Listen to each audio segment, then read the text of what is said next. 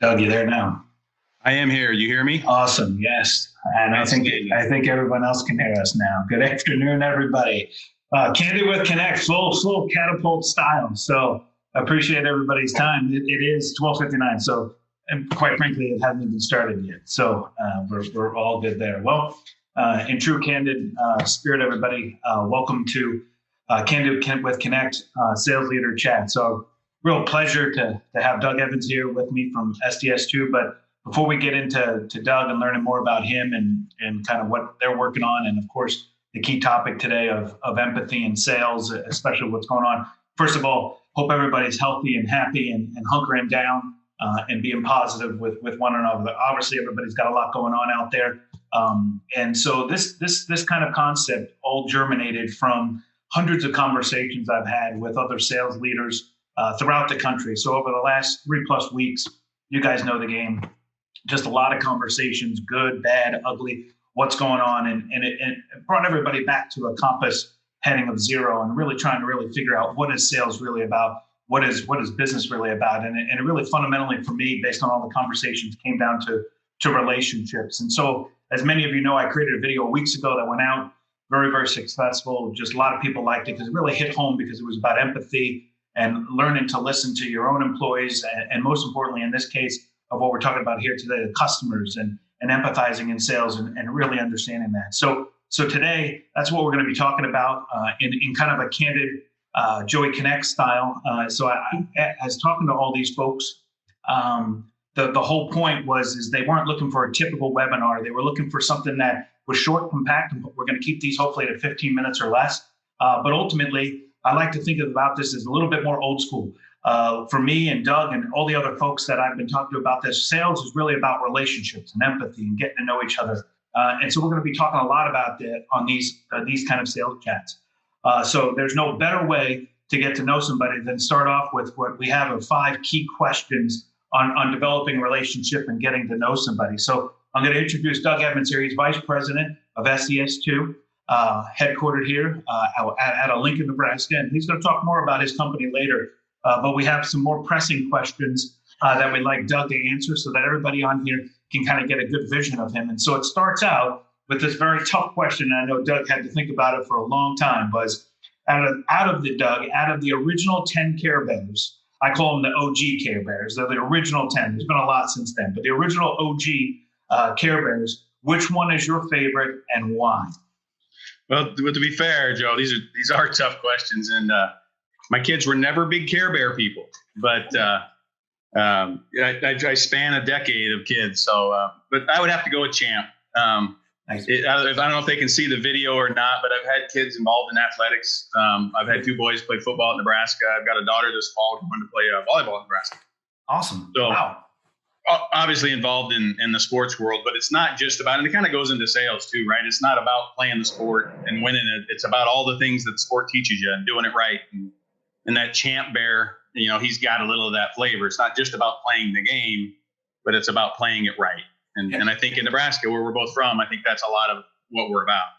Awesome. Yeah, no, that's awesome. And mine is the Good Luck Bear. I've always liked Good Luck Bear. I even have a green shirt on for the Good Luck Bear. He's the one with he's got the rainbow on him. He's badass. It's always better to be lucky than good. And if you get good luck, it's better than that. If you don't like Care Bears, you got a problem, right? I mean, honestly. Absolutely. All right. So second mission critical question. Are you a mountain or water type of guy? Always been water. And it kind of navigate a lot of reasons why. Growing up, always had a cabin, great fond memories. But my wife and I, we've always had boats in my adult life. And as Flatlanders, there's a third thing. And I love the mountains, but I think the mountains and the water are similar in one respect. So in the Flatlanders and the water, you get great sunrises, great sunsets. Nice. And in the mountains, you don't get that. So I've always said books are great for the mind. Music is great for the soul, and sunsets or mountains are great for the spirit. And so sunsets and sunrises by water are outstanding. And so I've always kind of navigated that way. I dig it. I always like that question because I think that gives everybody who's listening kind of, they're thinking in their own minds, am I a water or mountain kind of person? So I always love these because it gets to unearth and it gets to know more about you, because really this is what sales is, right? Sales is about getting to know people. It's not about trying to sell them something. It's developing relationship and getting to understand them. So I appreciate you're candid here. Two more. I'll skip one. I'm going to go on to the what's a hidden talent that few know about you, Doug? I don't know if it's a talent, and I don't know if it's much hidden, but I do yoga a lot. And so I'm kind of a cowboy boot wearing guy, cowboy hat wearing guy. I work in a tough steel industry, and a couple times a week I do yoga. So it's unexpected in my personality. Matter of fact, I have a book coming at some point in my life called The Yoga Cowboys. Nice, the Yoga Cowboys. I wear cowboy boots every day myself, and my wife literally just got me started doing yoga since we've been in this lockdown. I think exactly. It's helped too. I love it. That's awesome. Last final question before we dig into the core topic, but again, this is to kind of keep framing it. If you had a motto or a tagline for yourself that you would kind of walk around, like if you were a WWE wrestler or you had some sort of motto, what would that be, Doug? It's, probably live in vision, not in circumstance. And in a lot of different variations of that. But, the things are going to happen. There's nothing you can control about what happens, but you can control how you react. That's awesome. And so have a vision, go towards that path, do the right things every day. Things are going to go up and down, but live in vision, not circumstance. No, and I love that. That really correlates with, as I mentioned, a lot of the impetus behind all these chats has been kind of, as talking with leaders like yourself, kind of what is the feeling of the economy? Where are we feeling about the state of the union as itself, the state of our customers? And that's where we kind of came back with the long haul. But it was kind of interesting. You and I talked about this with others, but as I started having conversations, people are like, man, things have slowed down a little bit. So we're spending more time with our clients. We're talking to them more. We're empathizing with them more. We're understanding. And I said, how are you liking that? They're like, we love it. And then I kept asking, well, how are you going to maintain that connection and that relationship long term when things start to heat up again? And so kind of the context of this chat really is for the long haul. How do we keep that empathy and relationship in a no handshake world? And so I kind of look at this in two perspectives. I want your thoughts. This is where the chat part comes in. Let's talk first is your clients and then maybe your team itself, your sales reps underneath you and the group itself. From your client's perspective, talk to me about some of the empathy and some of the activities you guys have been doing around that. So with this work from home world, that we work a lot with the steel industry, blue collar, and our main product is for drafting, people that draw. And so when they did work from home, a lot of the steel guys have to go to a shop. And so when you're limiting 10 or whatever the limitation was, the shops, a lot of cases, in most cases, are still active as an essential service, but the draftsman got sent home. And so we've done whatever we can. We've provided like our edge. We have this remote working, this remote live networking product that we came out with a couple of years ago. And now if you buy a license, we just give it to you for a couple months. Awesome. And so we're trying to tell the listeners a little bit about SDS2 itself, kind of what the footprint is. I know you're a global operation and kind of who your target customers are. Yeah, so our product is mainly for steel manufacturers. I guess that's our strength. Steel engineers also use it. But we connect steel buildings and draw the picture automatically. So we design connections for manufacturing or structural steel buildings and talk to those machines in the shop that drill holes, cope, and punch, and then they allows it to go out in the field. And we have a truck loading tool, and so that kind of stuff. So we've done what we can with remote working, trying to make that as cost effective as we can for our customers, reducing our price points, and that kind of stuff to have them more able to do it. How you have customers I know all over the place. How are they reacting based on where they are in the country, or how are you guys communicating to them to let them know you're there, let them know that this is less about business and more literally, is your family all right, and how are things going? Yeah, so like you said, our footprint's not only all over the country but all over the world. And I had a call just last week from a customer in New York and Brooklyn who had a customer or had an employee come down with COVID. Health department shut them down. Boom, that day, everybody go home. And so I gave them licenses, loaned them some licenses for 30 days to get that sorted out. Instead of, it's just, as we've talked and you've talked, now's not the time to push your customers and monetize a bad situation. Now's the time to have the empathy and have grace and understand and do what you can for them. I was just talking with my staff. We kind of see two kinds of companies forming out of this. One is you got companies that are building great products and services and do what they can. They'll sleep in their car, they'll work out of their home to build those great products and services. And then there's companies that are just about making the revenue. And so when they get stressed, one goes to cost cutting and reducing investment. The other one goes to how can I support my customer? Yep. And it's just that guy, and we want to be that guy that supports customers. I love it. We call that, kind of the growth mindset all the time. And that's where I'm on the phone with, like you, talking with a lot of either current clients, prospects, or even just business friends of mine. It's always, how do you take this negative? Obviously, that COVID is legit. As you know, I'm from New York City, family there. Lots of stuff going on. But we also have to remember, a great part about America is our economy and being able to push through out of this. And so, as you said, it's double down on trying and effort. And I'm just really inspired by that. And the simple element of just saying, what can I do for you? How can I help? Like you said, you're giving away licenses and helping them become more efficient. There's some tremendous power with that. And I hope people who are on the chat today, and as this continues to filter out to more and more folks, how we can get that message of now is not the time to sell. I was talking to a vice president of a large group out of the East Coast, same thing, $900 million group. And he was basically like, Joe, this is about developing, this is way more than business. This is about how can we save jobs? How can we create the economy back and get people working? It is so important to do that. And it's just a little bit of empathy. Stop freaking selling. Have a relationship. Get to know the person. It will pay dividends 2 years from now. So, and that's internally and externally, Joe, as you know. I agree. So talk to me a little bit about kind of from your team's perspective and kind of some of the cool things you guys have been doing or ideas that you guys, for maybe some of the people on the chat here, can take back with them to kind of invigorate their teams. So in my position, I guess my days have gotten longer because I make a point to talk to everybody like this, video chat every day, at least 15 minutes, and just check in what's going on. I think that's real important, especially now that I may work a whole week with someone in the office, not even say much to them, or just kind of nod my head. I never sit down and talk to them, but I think you got to be extremely intentional right now to keep everybody engaged and build a culture. We were recently purchased, and so we've been working hard on building a culture. And it just goes away if you don't talk to your people, right? So you got to talk. And I think the face contact's good. So that's one thing we're doing. And talk to me from a prospect. Any difference between a prospect and a current client, or besides, free licenses or some adoptions there? Any kind of things that you're doing differently between the two there? Yeah. So I just recently hired a hunter, right?